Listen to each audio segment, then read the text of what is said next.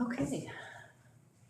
Welcome to our first SHAC meeting of 2023. I'm Tracy Morales, and here's Linda White, who will be taking minutes, Cindy Mann, who will be presenting food service update, and Mr. King will be giving a presentation of Tucker's Law, and Mr. Bennett is overseeing the entire process. So if you will proceed, Mr. King. All right, so Thank you. Tucker's Law, I'm just gonna say I don't remember what the House bill number is, but Tucker's Law was passed in June of this year. And essentially it says that the district is responsible for maintaining an unassigned opioid antagonist or Narcan or naloxone for opioid overdose. So the requirement, the district shall maintain an unassigned opioid antagonist on campuses that serve grade levels 6 through 12 and may maintain one on campuses under 6th grade. There are requirements related to obtaining prescription from a healthcare provider, and then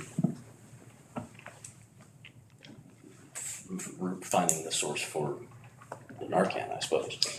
We do have to have policies, board policies in place for the storage, administration, disposal, things like that. But that is. And it's obtained through a grant, correct?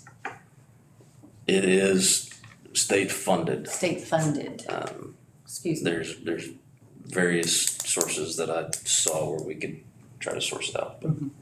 But we do have to get a standing order from a physician. And have board policies in place.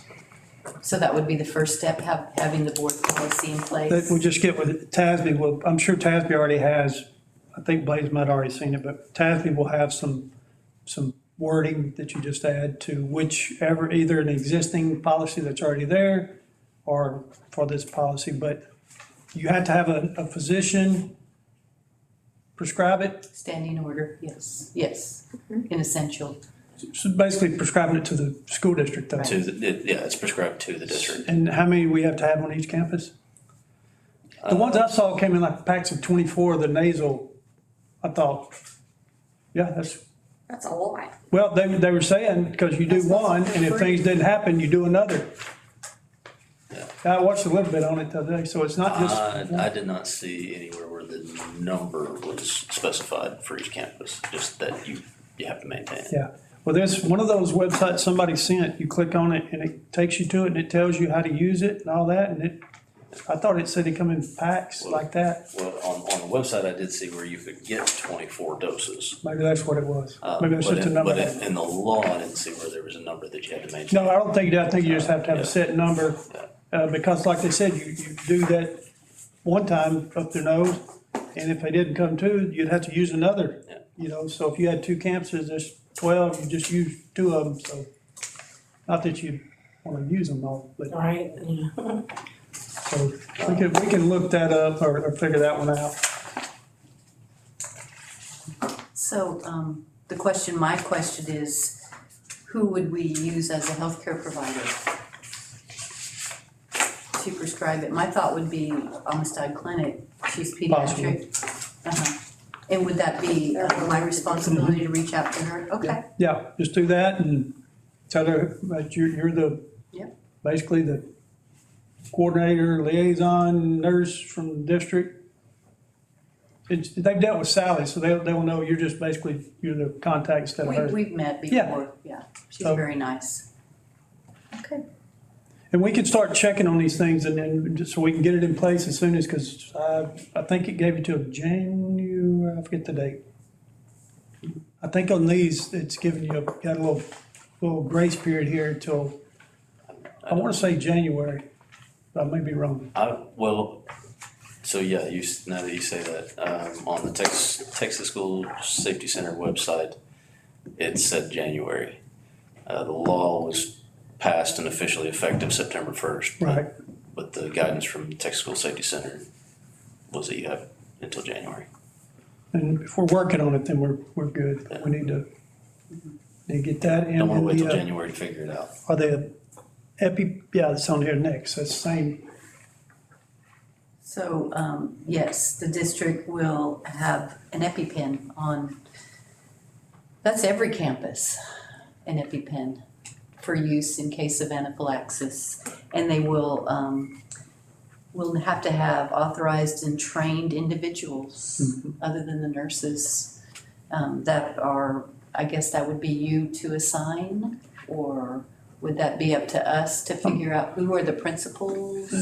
I'm sure it'd be the campus because certain people are more disposed to be able to. Sure, but would it be like Mr. King to say who he would want on Blunt? Probably Mr. Rhodes Yeah, I on mean, high school. probably similar to what we do with CPR, is people that are most likely to find Good idea. themselves in positions. Like we have, it says you have to have somebody trained at all times, not just during the school day. The Tucker's Law is during the school day, but the epinephrine is at all times, even extracurricular and other outside of the school day events.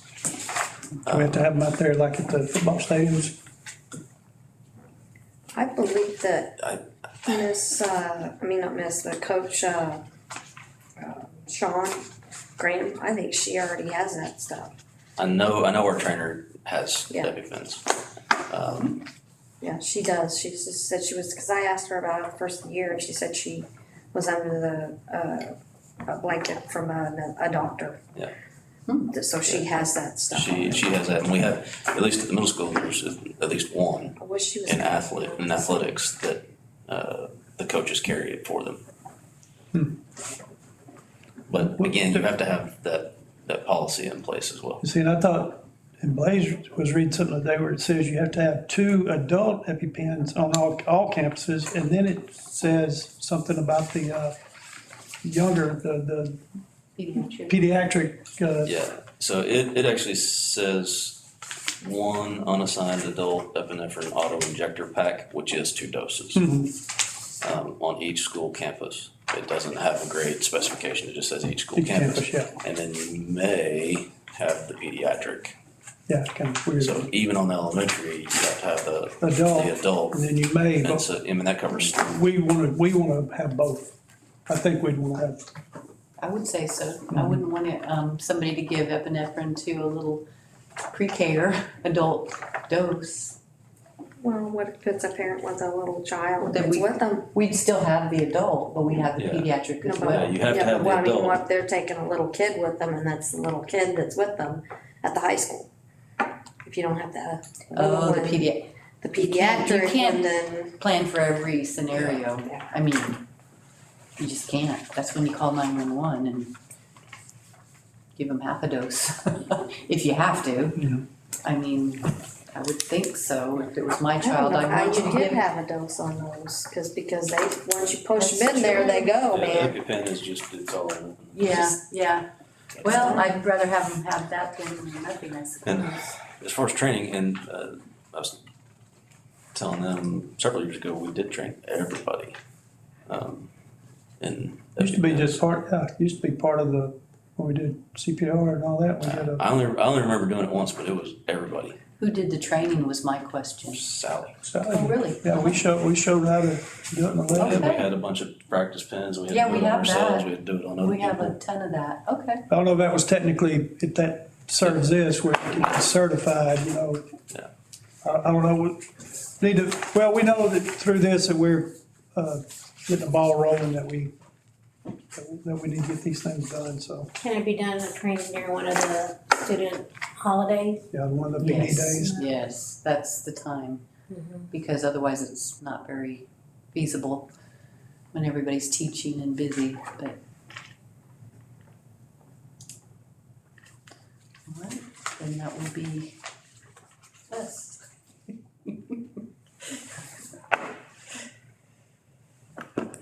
And while we're on the epinephrine, we were discussing while we're getting the prescriptions, we might as well get a unassigned asthma inhaler.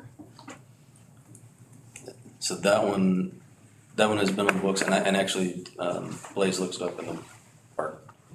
We currently do not have a policy, but it's a may, it's not a must. We currently do not have a policy. But previously, the law said that it was for students only. What all changes with? It went from students only to anybody. It went from only the nurse could administer to any trained school employee or volunteer. And it was only for asthma, and now it's for any respiratory distress. So it opened it up a little bit. So it's worth looking at. Yeah, we need to look at all those and start getting it lined out, whatever we gotta do. Don't want anything to happen and not have what we need to address it, so. Well, it'd be the time to do it when we're getting Yeah, the that's what I'm- standing yep. orders. Exactly. And then I can Set up get, trainings and just do them all. that's a good idea.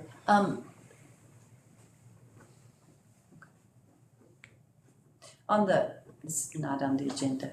We'll talk about it later after. Neither was the pins or It wasn't true. the Tucker's Law, so. You got me there. Put in, In Tucker's Law, EpiPens, and medication for respiratory distress are all mentioned. On woman's. oh, she added to it, perfect. Yeah, I was going. That was yeah, Blaze. Yeah. Yeah, Yes. it's not on mine, Oh. I'm sorry. Yeah, it's not, oh, here it is, it's on I was this going- one. I was going- I got this one, I didn't know this. I was on the checking them off while we were agenda. talking about it. I go, wait. I didn't realize, I've been writing Way to on go, them. Blaze. I've been writing. Way to go, Blaze. So next up on the agenda, Is Miss Cindy Mann. I just away. do quickly. Of course, we have National School Lunch coming up, October the 9th and 13th, so, every student that eats every day for that week, we're gonna, draw their names on a Friday, we've done this before, and at each campus and give them a gift card for participating in National School Lunch. I'm not sure if I'm gonna do Walmart or, I don't know what kids are into these days, you know. Walmart's pretty good. Last year, I think we did Amazon for the high school and Blood Middle School. And then we did Walmart for the elementary. So we might keep it the same. And it's just to encourage them to eat every day. And then we'll do it again for National Breakfast School Week. As Mr. Bennett knows, we're doing our admin review. And so they're reviewing everything for the whole last year. Procurement, our financial, menu planning, everything that we do in the cafeteria, every money that we spend, every training hours. They're also gonna review the wellness policy that we have online and look at the SHAC meeting that were posted. And so I'm gonna just go over it again to make sure, because we have to have the Justice for All on there, and I think it's missing somewhere, so I need to go back and look. The scorecard that Blaze had posted. But they'll review our SHAC or whatever we did last year, that's part of the review. And I was just gonna let you know, summer feeding went really well this year for being back, letting parents come in and eat. And so we fed over 5,000 lunches and over 2,600 breakfasts. It was really good, parents came and ate, and besides the summer camp students, a lot of parents want the curbside again. But we could not do curbside because it's part of the TDA. So, but curbside, because kids don't like to get up early, and it was easy for parents to just come pick up the meals and take it home, which I think so. I agree. Unfortunately, we weren't able to do it. And one thing we did get, we had some students that rode their bikes from high school to eat with us, and they want to take meals back to their friends at the weight room. Unfortunately, they couldn't. So I started to photo. I need to check with ESC and TDA maybe next year, next couple of years. Maybe we can do it at high school or blood for those athletes that are working out during summer, and they can come in. And for those who don't drive, or it's too far to walk from high school blood to come to Falk and then walk back, and they're already hot enough. But I would like to offer something for them as well, you know. I remember walking over to Blunt when y'all used to do it there. Right, and it was never upon the kids, you know, it was really when we had it at Blunt. And that's if we move it to another campus. Falk is kind of easy access, and then Blunt High School is kind of hard because you have, at high school, you have students working out, this and that, so you don't, you know, can't remember what we had going on in high school that Ms. Cook said, just keep it at Falk. I can't remember what the reason was, which is fine. But we wanted somewhere central as well for the big kids to come and eat, or just offer them something. It's free, you know, and it's there. But other than that, overall, it was good. It was really good, and especially with parents that got to come and eat with the kids. They had to pay only $5, but they were willing to do that. And we had a bunch of out-of-towner people who were visiting grandkids, so it worked out. It was good. So I just really wanted to see if I can push it for the bigger kids to come eat with us, as well as the little ones. Breakfast, you don't serve as many because a lot of parents don't get up that early. Yeah, and the kids don't want to get up either. I'm like, you can come in your pajamas, I don't care. Just wear your shoes. That's during the summer you're talking about, yeah. Yeah. Do you have to bring the 1,000 meals. wellness plan back again? Do you have to do that every year in the SHAC?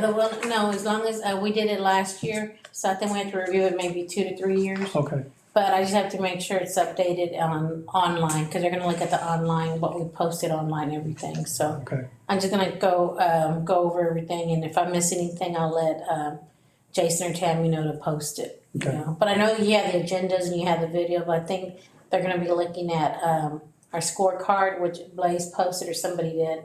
And I think they're gonna look at the policy that we have on the school board, and I don't see that posted. So I need to go, I don't know, it won't take long for them to post it. I thought I'd Let give. Blaze knows what it is. Yeah. She, And remember we were working on the wellness policy last year, I swear I thought I'd given it to somebody to post, and I guess I didn't, so I'm gonna just go review everything Okay. before Kelly or admin reviewer requests it. So I'm trying to stay ahead of her, Yeah. but she's really nice, she's been working really well with us. My other reviewers in the past have been like really sticklers, this one's really, she's from Rockport, but she. they asked for quite a bit. That's for a lot. I get those emails and I go, oh my goodness. Yeah, I wonder what that is. Oh my Yeah, I goodness. have a big binder, and it's just, and she's like, don't work on this, we're working on, it's a timeline, it's like. So come November the 16th, oh, that's what I was gonna give you for your next director's meeting, admin meeting. I don't have anything for principals stating there's 6 days they wanna use for, Oh, yeah. free day, and I'm gonna request that nothing be used. Our review date is November the 16th, that's when she's gonna be physically in the district. And the campus that was picked was Marshall, so she's gonna be she'll be here at Central with us and back and forth. But she has the opportunity, she's like, let's go check out Blunt, let's go check out high school, and she can do that. And I don't want her to do that, so we wanna keep her at the campus she picked, but sometimes they'll look at stuff here like, well, let's go see what they're doing, because this kinda looks, off, and so we don't want her to walk into anything that shouldn't be. And Right. so I'm just gonna kinda request the principals, nothing. Email me what you want me to tell them. Yeah, just fill out I'll send you the form. Okay. And, but usually about this time, they start feeling like, these are my 6 days I Yeah. wanna use for the campus free day, and it's gonna be hard because it's the week of Thanksgiving meal, which I think we'll probably do the week before, which would be too soon.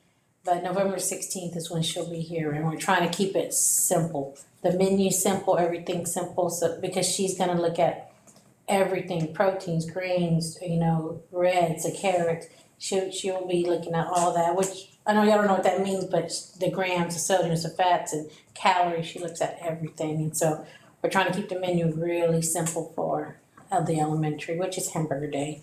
But we don't want her to go to the bigger campuses and then start, because she'll do a walk through the dining room and see what the kids are eating and this and that. So the more we keep her here close to us, the better, because you never know what you're going to walk into another campus. You don't know if high school by chance decide they're going to sell something, and I didn't know about it. And I don't want to know about it.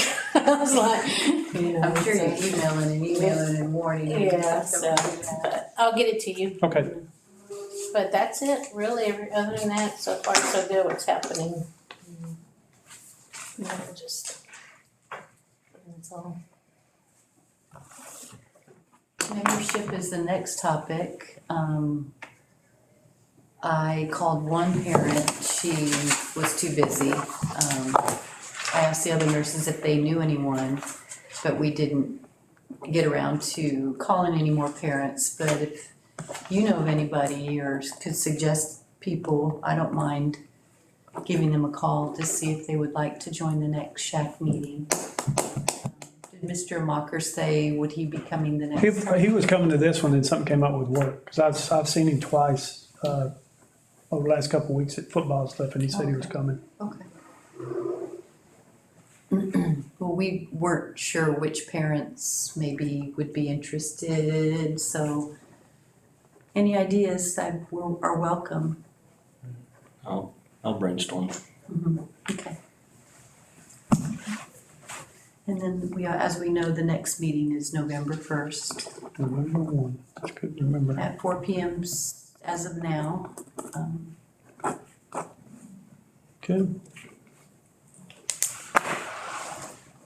How are y'all reaching out to the parents in the community for the football names just given? We have that form, it's posted, I believe, the SHAC form. Isn't it posted? I think that's something she's gonna review. I saw the book, what she's gonna review, how are you reaching out to community about the SHAC, so, and it's just something I have to put in writing to the state, I just do a submission, so I'll just tell them, y'all reach out by forms. I seen the form last year. By forms, I was by I know phone. when we met last time to set this meeting up, we talked about it, whether it was actually posted. I won't say, but I know we Yeah, I talked can't about remember. posting that. But that's a kind of a passive way, and so, if we can call into some If that's appropriate, that's, some likely okay. candidates. I did. And we know, administrators and secretaries would be a great source Feedback on of parents. which parents are the most involved, kind of thing. And so I think if we can identify some and be less passive about it and just ask if they will, should be able to find some. In person or a phone call, I think is the most, least passive, more friendlier, you get more. But it's also good to have like that to meet these. Yeah. You know. Well, you can't call everybody, and you don't want to Yeah. only invite specific people. No, So you want it that's to be true. Well, open that's to open, everybody. it's open, but I'll see if she's But It's like doing the nurse called me, did she call you? There's none of us teenagers. So, yeah.